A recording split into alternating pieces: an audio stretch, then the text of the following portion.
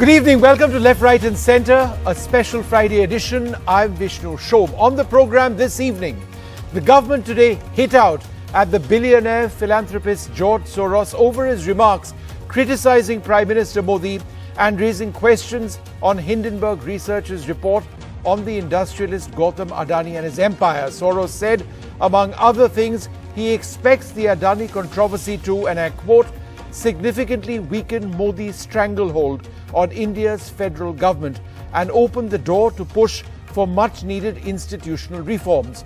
I may be naive, said Soros, but I expect a democratic revival in India. Why is this happening, and why is the government hitting out in the manner that it is now? Is this an aggressive global policy linked to India's growing economic heft, or is this an aggressive nationalism at a time when so many are questioning India, whether it's the BBC, Soros over here, there have been other incidents in the past.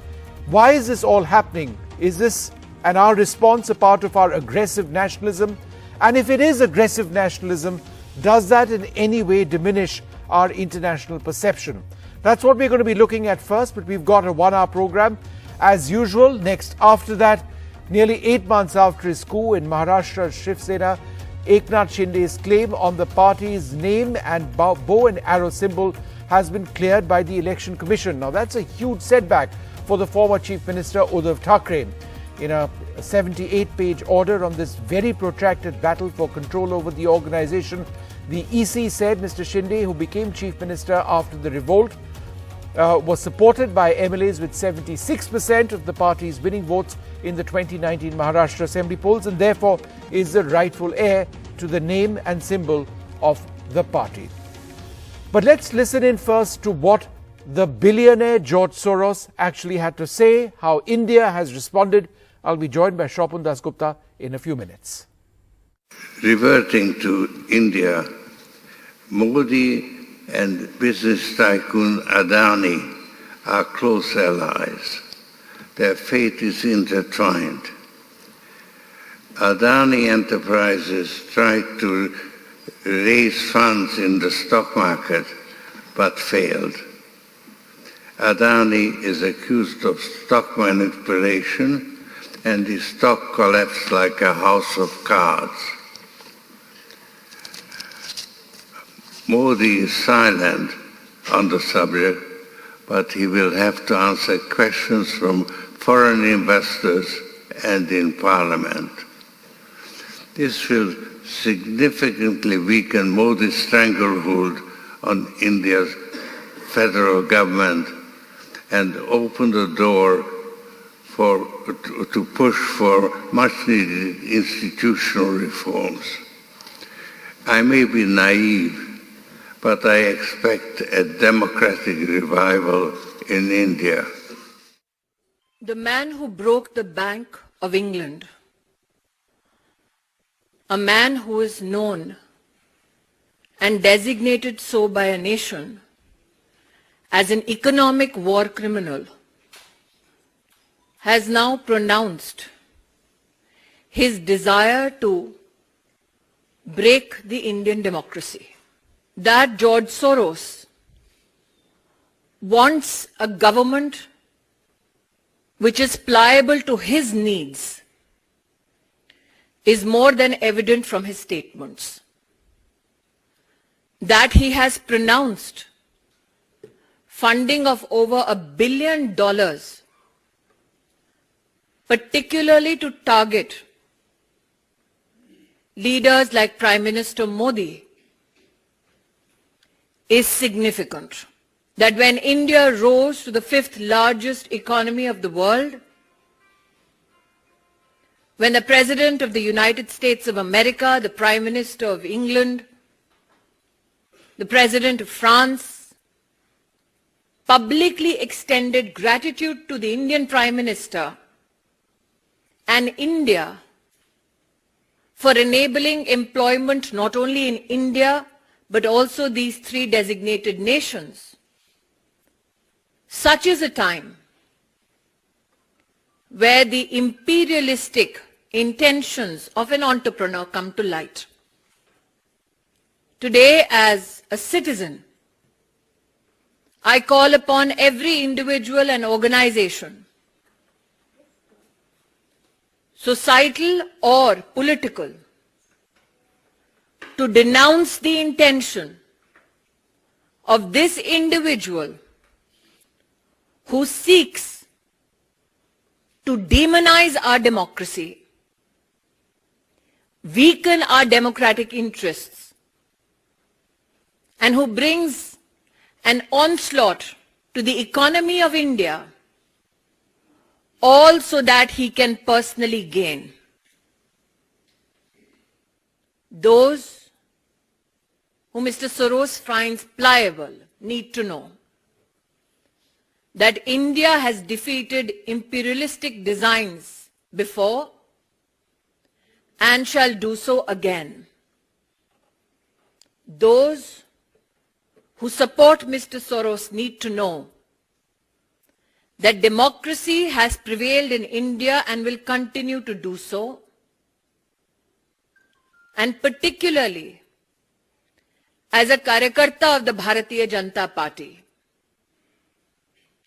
these designs to weaken Indian democracy will be met with the might of India under the leadership of Prime Minister Narendra Modi. Well, joining us now, the senior BJP leader, Shobhan Dasgupta. Thanks very much, Mr. Dasgupta, for being with us. Now, the key part of what George Soros said, the Adani controversy will, and I quote, significantly weaken Modi's stranglehold on India's federal government and open the door to push for much-needed institutional reforms. I may be naive, but I expect a democratic revival in India. How would you respond to that? He expects this to result in some profound change in our democracy on the basis of this controversy with the Adanis. Well, Vishnu, the first thing we must notice that George Soros is not a mere political analyst. Had a political analyst written this, you could have said, he may be right, he may be wrong, etc. But there is a baggage which George Soros carries. And George Soros is a person who uses his economic clout, who uses economic leverage to destabilize, to manipulate regimes, to have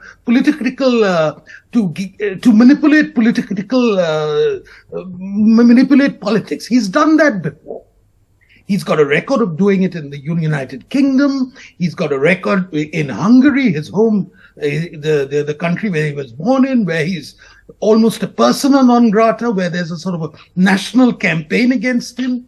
And he's now trying to do this in India. Now, why he's singled out India for such exceptional attention is a matter which he can answer. But the mere fact is that today George Soros announced two things. One is that what happened as far as the Hindenburg report was not a pure innocent, analysis of a corporate body which may have been guilty of certain things. It was slightly more than that. It was linked very much to the politics of India and what the implications of that would be on India. In other words, what they expected, I think that's the subtext of it, is that it would lead to a profound economic destabilization of India, which in turn would have a cascading effect and have a political impact which would destabilize the Modi regime, weaken him, and perhaps strengthen some other people. Who it's going to strengthen is a matter of conjecture. So Shobhan, let me ask you this. The other key question is that Soros says of Prime Minister Modi, he says the Prime Minister has to answer questions from foreign investors and Parliament on allegations of fraud and stock manipulation against Adani Group companies. Now, our opposition says this as well, but the question does remain, should the Prime Minister not personally respond directly to the allegations? No, I don't think so. I don't think the Prime Minister should respond to what Mr. George Soros is going to say. The Prime Minister may or may not respond to what parliamentarians say, but certainly what Mr. Soros says is not worthy of attention. What I think is very important is that there are certain institutions in India which should respond, which should actually take up the matter of how the whole Adani issue has played out. And I think SEBI is looking into it, RBI is looking into it, and I think the Supreme Court is also seized of the matter. So there are various institutions in India which are looking into this. Now, all of them are looking into it. Why? For the reason because they feel that anything important like this, which could have a impact on ordinary investors, on the confidence of India as a thing, needs attention. Okay. In other words, their intention is to how do we improve the system? If there are weaknesses in the system, how do we improve it? And how do we plug loopholes? The intention of Mr. Soros is not that. It is how do I use this to destabilize the country? I don't like. Let's talk a little bit more about that. I don't like Mr. Modi. He says he doesn't like Mr. Modi, so he would like to use this for that purpose. So several BJP leaders have said that there's a foreign conspiracy. I mean, going beyond Soros, one that is targeting us. I think Mr. Javadekar, in fact, mentioned this as well. I think Smriti Irani alluded to that as well. But there's this BBC controversy now, Soros as well. Earlier on, there was Greta Thunberg, Hindenburg now. How would you respond to those who say that, it's far-fetched to sort of link all of these and say that they've all come together and are conspiring against India? Well, I would look upon all these different expressions of hatred towards Mr. Modi in a slightly different way. I think there is an ecosystem at work which finds Mr. Modi's politics absolutely repugnant. Now, that they may find it repugnant, they may dislike it, but the fact is Mr. Modi is an elected representative of India. He's won 2 elections. He is popular still in this country. And therefore, to go against the wishes, you can say, I don't like Mr. Modi, fair enough. There are lots of people in India who say that. That's not the issue. The issue is, why do you want to interfere in the sovereign right of a people to choose its own government? And I think this, in some senses, actually infringes on the sovereignty of India. And I think that sovereignty of India is under somewhat attack. And I think there is a belief in some quarters that if you hit India hard enough, India will somehow wilt. And I think that's the assumption on which some of these things are made. And as far as the BBC is concerned, there is as I said, there is an ecosystem at work. And I think these are the different expressions of that ecosystem. I think George Soros represents the most extreme end of it, and the BBC or some other people might the more sort of benign part of it. Shobhanda, the way India is responding, and we've seen a more strident foreign policy in recent times, separate to this entire controversy, the way we've handled the entire issue of Russian oil. Our foreign minister has been very vociferous about where we stand, national interest first, etc., etc. Do you believe that India is now willing to take on, if not the BBC, then Soros over here, anybody who questions us directly on our democracy, our economy, our values, and our government on the basis of this newfound power, which is based on our economic strength, the 5th largest economy, the GDP growing when other nations aren't. And so we aren't necessarily brazening it out. We are here and we've arrived, certainly economically. Is that the backbone upon which we raise our arguments? Well, I think you've got to look upon it in a sort of historical context. This country has been kicked about, it's been spat on for a very, very long time. And it's been spat on partly because we've seen, we've been at the receiving end of all this, partly because there is a sense of weakness which accompanies India. Economic vulnerability, poverty, weakness, etc., political disunity. Now that we've managed to overcome a lot of this, I think there is certainly a short fuse as far as this is concerned. There is a reaction. And I think the belligerence with which Mr. Jaishankar, for instance, spoke to many of those people who questioned in India's purchase of energy from Russia actually gave that we are putting our self-interest first. You people have put your self-interest at first. Many times allow us the luxury of doing it. And please don't be condescending towards us. Right. I think it's that feeling that please do not be condescending towards us. And if this appears to be an act of uber nationalism, I think it's unfortunate that you should see it in that way. I think it's really an assertion that really don't treat India in the same way as you did in the past. So let's flip that argument. It's slightly different India. Shobhita, Maybe the expression of that is a bit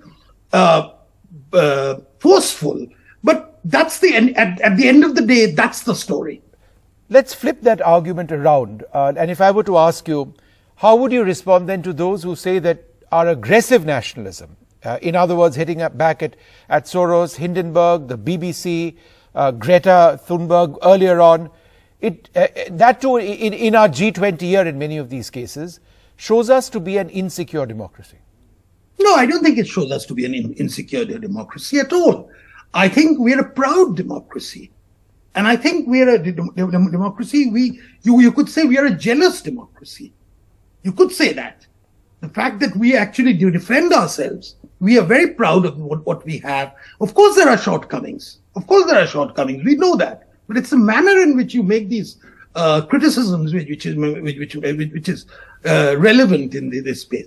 I think I mean, why should Indians be squeamish about the fact that today our government or a very large section of the political establishment is hitting back at those who are treating India like a banana republic or one of those unfortunate third world countries which need to be patronized, which need to be said, tut, you could do better, like spoiled children and things. That's an attitude which may have been relevant 50 years ago, 100 years ago, but it's certainly not the case now. And I think it's right, it's only right that we actually articulate our pride in a forceful sort of way. Maybe my method of articulation of that pride is slightly different from someone else's. Sure. But at the end of the day, that's what it means. Some people might say it a bit more forcefully than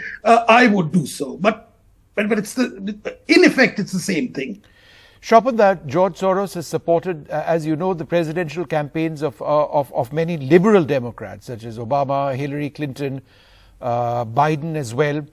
But he's spoken against Xi Jinping. He's spoken out against Donald Trump. He's spoken against Recep Tayyip Erdogan of Turkey.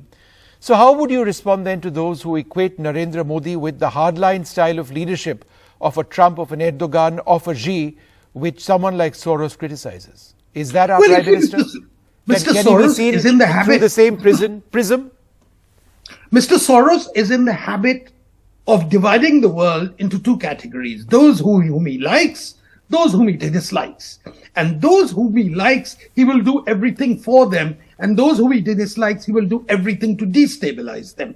Now, that might be a fantastic parlor game, but in real life, if you use your considerable political and economic, your monetary clout to do so, you're bound to get a reaction. And you forgot to mention what has happened as far as his attempt to destabilize Hungary, his native place, and the response, the amount of money which was poured in to propping up the Hungarian opposition, which came a cropper because Viktor Orban won with more than 50% of the votes, 50% of the popular vote. And part of it, I may assure you, was a direct reaction to George Soros. Now, I personally feel that it's astonishing. It's astonishing that Mr. Soros believes that he has the right to dictate what America should believe. He has a right to dictate how the Europeans should vote in the Brexit issue. He has a right to decide whether to support the Indian National Congress and get his representative. And yet here we are debating this. Shobhita, and yet here we are debating this. You've had so many BJP leaders reacting. So everybody is giving him importance. including Well, it is. You see, Mr. Soros is an important. So he seems to have a right, Because whether we he is like it or not. That right has been He is given to him. important. I concede that. Mr. Soros is not a complete paper tiger. All right. Mr. Okay. Soros has done a considerable amount of damage to various countries. And therefore, if we were to take him lightly, I think we would be guilty of underestimating a gravely potential, a big threat, which could be a potential threat at present, but it could be. So don't underestimate George Soros. He's done. I mean, he's got his credentials impeccable. I mean, he'll go down in history as a man who, without controlling a single state, has managed to manipulate things in a way. So, full credit to him. But don't try it here, please. All right, Shobhita, thanks. If you try it here, you will get a response. All right. You will get Shobhita, I need to wrap this up. I've got my panelists waiting. You're welcome to join us if you like. But thanks very much for being with us. Ambassador Kanwal Sibal, former Foreign Secretary with us. Dr. Rajdeep Roy, the BJP MP. Smita Gupta, senior journalist. And Yogendra Yadav with us as well. Yogendra ji, is India overreacting to George Soros' comments? Let's get the facts clear. George Soros is an eccentric billionaire with all kinds of strong opinions about the world, about political philosophy. He's no BBC, he's no Amnesty International, he's not even a Freedom House. So, the strange thing is that no one in India, no one in the opposition, no one who's resisting Mr. Modi is coming out to say, Mr. Soros is great, listen to him, he's saying something important. No one is paying attention to him. Who's paying attention to him? But isn't that strange? But isn't that strange, Yogendra ji? Just to interrupt you briefly, That's because exactly one of the my points point. that he is saying... Exactly my point, that it is so strange because the BJP wants to make Mr. Soros into an issue. No one is interested in Mr. Soros. And the problem is, I was listening to Swapan Dasgupta very carefully. The funny thing is that he says, we have been spat upon. Mr. Swapan Dasgupta, if you allow fraudulence to drape itself in national colors, you may not be spat upon, but you will be mocked at. This is what is happening to this country. So is India being mocked for our response? Know. Is that what you're saying? Is India being mocked for our response to Soros? Well, India, I think people would laugh at it in a country that, you have the political machinery trying to respond to Mr. Soros about imaginary conspiracies. Do get me some evidence of Mr. Soros' investment in India, how much is being withdrawn, etc. Then let's talk about it. I think I heard Mr. Soros carefully. As I said, I really don't hold him in any high regard. But he says a few facts. Number one, he says Mr. Modi and Tycoon Adani are close allies. It's a simple fact. Everyone in this country knows it. And someone doesn't know, he has to go to some other country. That their fate is intertwined, that looks quite plausible. He says Adani was accused of stock manipulations, which is of course a fact. That Adani's stock collapsed like a house of cards, which is again a fact. He says that India is democracy, but Mr. Modi is no Democrat. He's not the first one to say that. Anyone who knows India even slightly would know these things.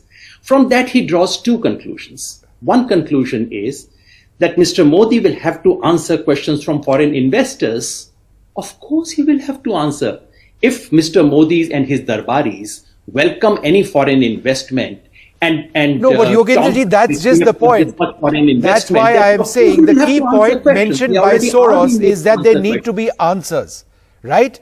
There need to be answers in Parliament, and there need to be answers of the association between the Adani Group and the Prime Minister. So therefore, is it not strange that the opposition, for example, the Congress, should choose to step back and not say that, look, no, what he's asking is what we are asking, because they're asking the same thing? I think Congress has got smarter. They've not got into the trap that you have set for themselves. It would be churlish for Congress or anyone to try and play this game. I don't need Mr. Soros to tell me what questions we should ask him in Parliament. The questions are being asked. And yes, I agree with one thing that Mr. Swapan Dasgupta said, that there is absolutely no need for the Prime Minister of India to respond to George Soros. Of course, the Prime Minister of India needs to respond to the Parliament of India. He needs to respond to the people of India. All right, but he doesn't need to respond to Soros. All right. Which he hasn't addressed so far. Ambassador Sibal, just in terms of our response, we are a nation as large as we are, 1.2 billion plus, a huge economy. We are doing well economically, nuclear power, this, that, and the other. Why do we need to get so angry about what George Soros says? Are we seriously weakened by him? Well, George Soros has a history, has a background. He is a manipulator, stock manipulator, a hedge fund manipulator. He's made billions in short selling. And I don't think that's a very honorable kind of a financial activity because you are speculating, you are gambling, and you are manipulating. This is his background. Now he's made a lot of money, so he wants to, in a sense, hide his sins, and he's become a philanthropist. And this happens to many people who made a lot of money through all kinds of devious means, including the great American families like Rockefeller and others. That is one. The other is that I just heard a panelist say that he has only narrated facts. It's not facts, it's judgment. When he says Adani and Modi are allies, how do you know it's a fact? And when you say that fate is intertwined, what does that mean? That just like his stocks, Adani's stocks fell like a house of cards, Mr. Modi political future will also fall like a house of cards? I mean, is this a fact? Is this borne out by any study on the ground about the 2024 elections? Now, he says that he got a stranglehold on the federal government. What does that mean? What does that mean, stranglehold? Yes, the opposition is weak, but there's a lot of opposition also in the country at various levels, including in parliament. So it's not as if he has such a stranglehold as Xi Jinping has over the Communist Party that absolutely no voice of opposition can be heard. And he talks about a revival, democratic revival in India. Is this a fact or is it just a judgment? Because he thinks India is not a democracy. We are having elections after elections. It's a different matter. People are unhappy that Modi continues to win the elections, but he loses them also. And in the states, there are many political forces and parties which are governing, which are not pro-BJP. Okay. And then, of course, one thing which is mentioned, which is not being cited here, that he incites violence against the Muslims, and that explains his meteoric rise. Is that a fact?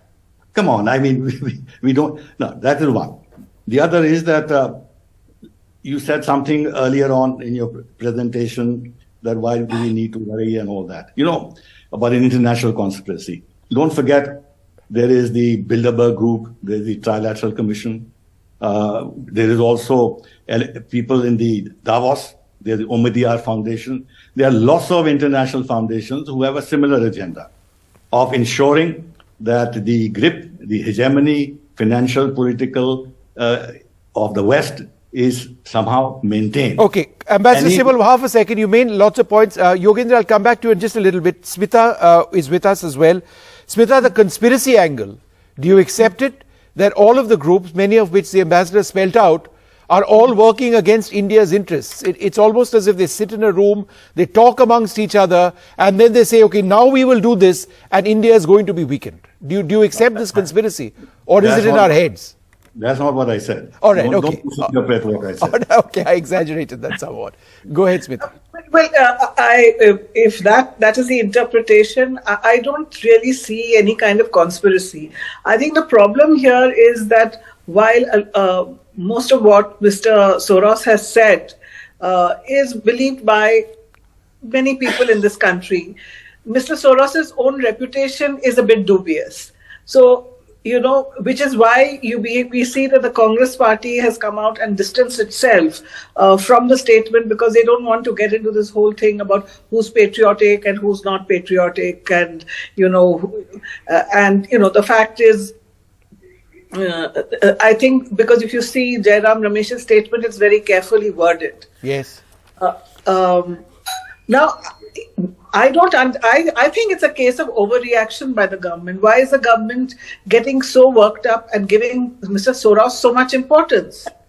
I mean, does he have that much influence that he can actually, make people believe what they don't wish to believe? If the people who don't believe what he said, will they suddenly start believing it because of that? Will it affect, our reputation in the West? Will it, stop people from abroad from, putting money into India?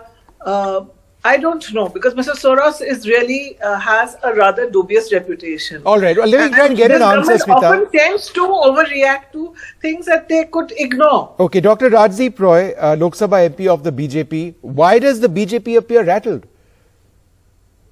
Look, at the outset, I'd like to thank you for having me in your left, right, and center. To me, the analysis is very clear and simple. Mr. George Soros is neither naive nor is a good political analyst. To my mind, what it seems, he's a con man who has had the history of bringing down banks, governments, and rival businesses, and he has made dubious money. Obviously, my concern is not Mr. George Soros. My concern is in the parliament. When a person like Hindenburg Research speaks and gives the report, it is a cabal inside the parliament who raise these issues up and stalls the parliament. So when I meet after around, say, next 20 days from now on 13th of February, nobody knows what the Congress and the other opposition party will do. But they want an answer. The answer hasn't been given. The point of the Congress and of the opposition is that the Prime Minister, neither in the Lok Sabha or in the Rajya Sabha, answered any of the questions which were asked. So the point which Soros actually says that this needs to be answered in Parliament. Has it been answered? No. The Prime Minister spoke about India's economic strength, our power, what was not done, the dark years of the Congress 2004 to 2014, etc., etc. But the key questions of association, of crony capitalism have not been answered. Therefore, the question which Soros asks and others also ask is, will there be answers? And if not, why not? Look, if you think that Mr. Modi should be the right person to answer to Mr. George Soros, I think you are... No, to the opposition. Not be answered. Soros is asking the same thing which the opposition has asked. Soros says there need to be answers within Parliament. That's what the opposition is asking. The opposition now in our country cannot be seen to be backing Soros because they're worried because he has a dubious reputation and they don't want to back. But the questions that Soros is asking is essentially what they are asking. Right? So therefore, that's my question to you. Why not just answer the questions? Look, I think Ms. Smriti Irani today has very beautifully worded her press conference. And it is very, very categorical. This actually does not need any merit because of his dubious record. But to be honest, what she has said, that Modi ji is not a Democrat and he wishes democracy to be restored in our country. I can only laugh at all his suggestion. If this is a government which has not used Article 356 in the last 8 years, neither it has used this in Atalji's time. So we are actually looking at all federal governments to perform to their best as per the election mandate given by the local state. We have never destabilized democracy whenever BJP was in power. And I think you will appreciate that. And in the Rajya Sabha speech also, Mr. Modi very categorically said it was the Congress government which introduced Article 356 on 90 occasions, and Mrs. Indira Gandhi on 60 of them, she was a party to this. So what I think is that we probably should not be looking too much into what Soros is saying, but what I think is that it is the cabal in the country who will use Mr. George and Hindenburg's report to actually, rake up the issue just before the forthcoming general election. All right. Yogendra ji, I know you have a point to make, but also answer this question. How would you respond to those who say that, look, there's a lot of sense, a lot of good things which Soros may have done in India. He's tied up with the Indian School of Business in the past and Google. He's lodged their 17 million song fund to boost investment in India. Yes, he has provided grants to the media, but how do you assume that all of those grants are given to journalists who work against India? Right? So, you can disagree with Soros, but how do you necessarily argue that everything and all his money is gone and it somehow corrupted India and we are all going to collapse like a pack of cards? Yogendra ji, you're on mute. Just unmute yourself. I said I'm not going to get into this trap. No, please do. I'm trapping you. Soros Please has done answer. some very nice things for India. Let him do that. I really don't care. I don't need lectures on democracy from Mr. Soros. And I think all four panelists on this panel agree that the Prime Minister of this country does not need to respond to Mr. Soros. I completely agree with that. The only question is, should he not respond to the Parliament of India? Should he not respond to the people of India about the Adani scam? I was actually very encouraged when Ambassador Sybil started speaking about dishonorable practices in business. I thought, all right, yes. And I agreed with him when he spoke about Soros. Soros has a dubious reputation, has had ways of making money which are not honorable. And I thought, now Mr. Sybil has got it. Now he's going to talk about Adani. Now he's going to talk about dishonorable practices of Gautam Adani. Now he's going to talk about the allegations of fraud. Now he's going to talk about the manner in which stock market was manipulated. Now he's going to talk about SEBI. Now he's going to talk about the Prime Minister's closeness to Mr. Adani. But he went silent. I was very disappointed. All right, let me ask Ambassador Sybil that question. No, one second. I'm sure next time he will talk about all this. No, we have time. Let him answer. Let him answer. Let him answer. This is a freewheeling conversation. Come on. This is not Ambassador Sybil, go ahead. No, Yogendra, one second. Let him answer. Come on. You've asked a pointed question. Ambassador, go ahead. Ambassador Sybil. This is not the subject we are discussing. If you that is the subject we are discussing, sir. Adani is the subject. If you have a political knife into Modi, I don't have it, and I don't need to have it, and I don't have to go on talking about extraneous subjects which are not the subject matter of discussion. And I'm not interested in getting into politics. But look where Soros spoke. He spoke at the Munich Security Conference, which is a security conference which deals with geopolitics. And he uses that platform to say all the things that he has said about evicting, if he can, Modi from power in 2024. That's the agenda. And it's not as if his past is innocent. In 1979, he supported the Solidarity movement. He supported the Charter 77 in Czechoslovakia. He supported Sakharov in the Soviet Union. He supported the Rose Revolution in Georgia. His activities have been banned in Kazakhstan. They have been banned in Belarus. Hungary, which is his original home, he is declared the enemy of the state in 2017. But in a lot of these cases, Ambassador, in the post-Soviet context, Soros was pushing democracy in Eastern Europe. So that's the other side of it. In 2017, 6 US senators protested to the Secretary of State that Soros's money was going through the US aid to Macedonia.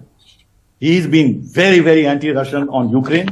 He's been pleading for billions of dollars of assistance to Ukraine to fight Russia. That's why he mentioned in his thing at the Munich Security Conference that India is buying discounted oil from Russia. So this is his background.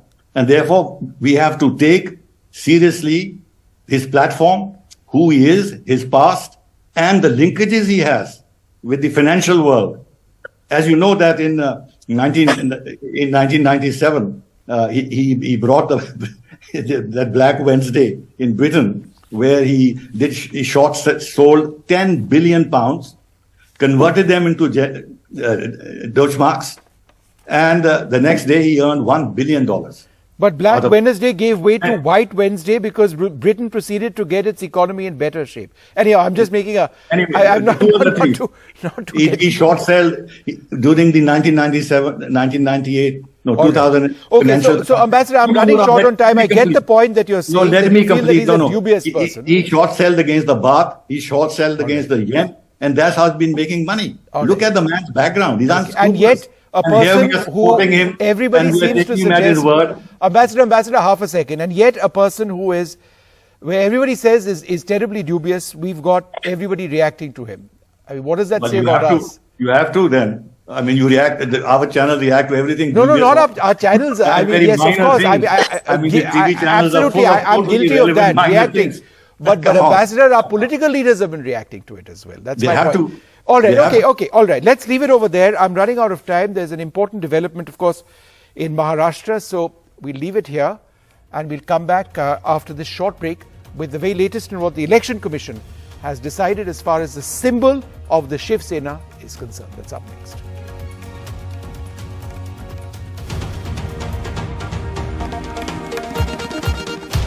Welcome back. Nearly 8 months after his coup in Maharashtra's Shiv Sena, Eknath Shinde's claim on the party's name and bow and arrow symbol has been cleared by the Election Commission in a huge setback for the former Chief Minister Uddhav Thackeray. In a 78-page order on the protracted battle for control of the organisation, the Commission said Mr. Shinde, who became Chief Minister after the revolt, was supported by MLAs with 76% of the party's winning votes in the 2019 Maharashtra Assembly elections. Hence, he gets the name and the symbol. ये लोकशाही का विजय है। हिंदू हृदय सम्राट बाला साहेब ठाकरे जी, धर्मवीर आनंद दिघे जी, इनके विचारों का विजय है। और मेरे साथ मैंने जो भूमिका ली, उसके साथ जो 50 विधायक और 13 सांसद, हजारों लाखों कार्यकर्ता, पदाधिकारी, शिव सैनिक, ये इनका विजय है। और इसलिए मैं चुनाव आयोग को धन्यवाद देता हूं। त्या प्रत्येक अन्यायाचा बदला महाराष्ट्रातली जनता घेतल्याशिवाय राहणार नाही याची मला खात्री आहे। हा अन्याय जो काही झालेला आहे, अत्याचार होतोय, लोकशाहीवरती अत्याचार होतोय। मी मागे एकदा असं म्हटलं होतं की हा छत्रपतींचा महाराष्ट्र आहे, अंध धृतराष्ट्र नाहीये। तो आपल्या डोळ्यासमोर लोकशाहीचं असं वस्त्रहरण कदापि खपून घेणार नाही। या निर्णयाच्या विरुद्ध आम्ही सर्वोच्च न्यायालयात तर जाणारच आहोत। आम्हाला खात्री आहे की सर्वोच्च न्यायालयामध्ये ह्याचा निकाल लागेलच। आणि दुसरी जी अपात्रतेची केस ही तिथे चालू आहे, त्याच्यामध्ये सुद्धा जर घटना मानून निर्णय लागला. Well, joining us now, Chandrasekhar Jha, Shiv Sena leader who's pro-Thackeray, and we're also joined by Kiran Pavaskar, spokesperson of the Shiv Sena in the Shinde camp. Thank you both very much for being with us. Let me go across to Mr. Jha first. What are you going to do now? I mean, are you going to go to the Supreme Court to challenge what the Election Commission has done? Surely, because this is an order which has been passed by Election Commission, is totally unconstitutional. And if you see the order is passed in complete haste, and knowing very well that disqualification pendency of that case is before the Honorable Supreme Court, how can Election Commission and the constitutional body decide on this issue that the symbol and the party name will go to some other faction? But there is nothing binding on the Election Commission, Chandrasekhar Jha Sahab, that prevents them from waiting for the Supreme Court. They could decide when they want to, and they've been hearing this for a while.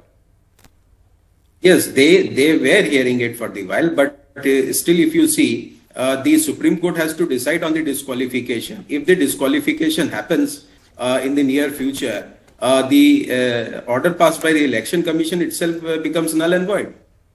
No, but what is the immediate impact on you? And in terms of the identity, the fact that you don't have your symbol anymore, there are municipality elections coming up. Do you believe that you're already going to be losing out?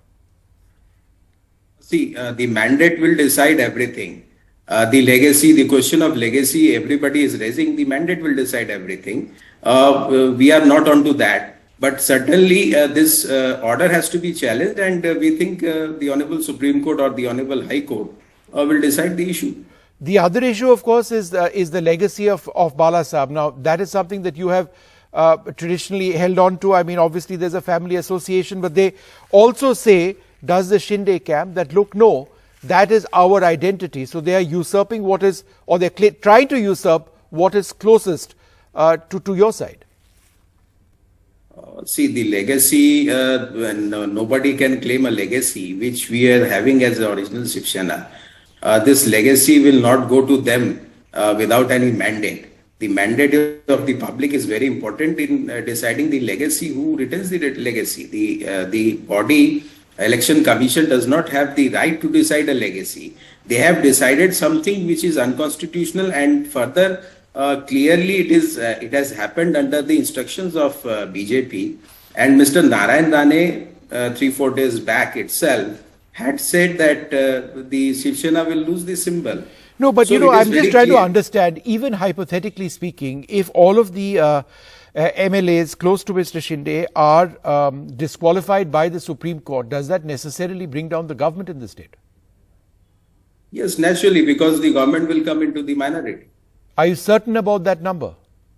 Yes, the number has to go down, because already 16 MLAs were disqualified. So if you count the numbers also, the government will go away. What if there was a further defection to the BJP at that stage? See, as per the 10th schedule, they have to merge. And if they don't merge, they have no right to carry on with this government. And eventually, if you see, this government has been running an unconstitutional affair in the Maharashtra. And they now say that we are the legacy of but push comes to shove, why won't they merge? If they are held to be disqualified, then how do you assume that they won't merge with the BJP? Because that's what you've always stated, that it's the those BJP things are behind speculations. This. We don't want to go into speculations right now. And in politics, we always say that there is nothing permanency in politics. There might be certain kind of incident which might happen in future. We don't know what will happen. But eventually this order is completely unconstitutional and it should be declared as null and void and it should not be executed in any circumstances. All right. Thanks, Mr. Jha, very much for being with us. This is now going to go to the Supreme Court. Two cases are being heard in the Supreme Court, one on disqualification, one on the issue of symbol and name. Kiran Pavaskar, spokesperson of the Shiv Sena, because that's what it is now, joins us. So we used to call it the Shinde camp, but it is very much the Shiv Sena now per the Election Commission of India. How do you actually see the decision of the Election Commission? Because, it's also being heard in the Supreme Court. So if you have some of your leaders who are disqualified, everything might crumble for you. जिस चीज का इंतजार बहुत दिन से था, अगर अभी हम लोग वर्षा निवास स्थान जो मुख्यमंत्री निवास स्थान पे सब लोग हैं, वहाँ पर जोरों शोरों में यहाँ पर जश्न मनाया जा रहा है. महाराष्ट्र के हर एक सिटी में, हर एक गांव में जश्न मनाया जाएगा.